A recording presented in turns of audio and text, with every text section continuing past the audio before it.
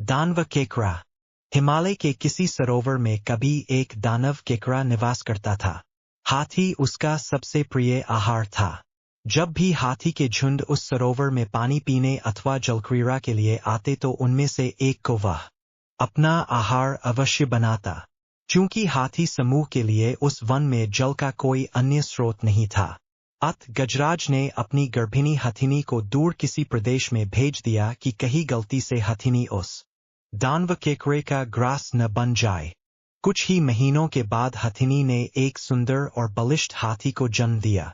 जब वह बड़ा हुआ तो उसने अपने पिता का ठिकाना पूछा और यह भी जानना चाहा कि आखिर उसे इतने दिनों तक पिता का वियोग क्यों मिला था।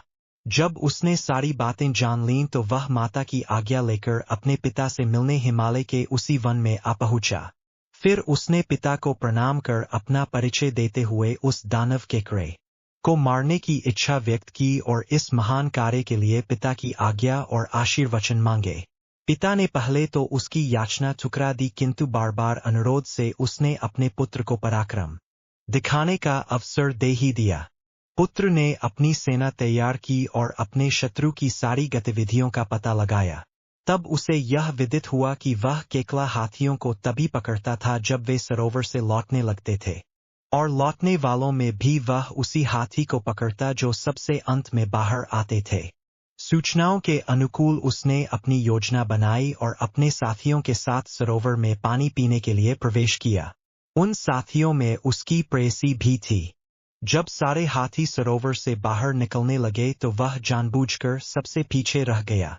तभी केकड़े ने उचित अवसर पर उसके पिछले पैर को इस प्रकार पकड़ा जैसे एक लोहार लोहे के एक पिंड को अपने चिमटे से पकड़ता है।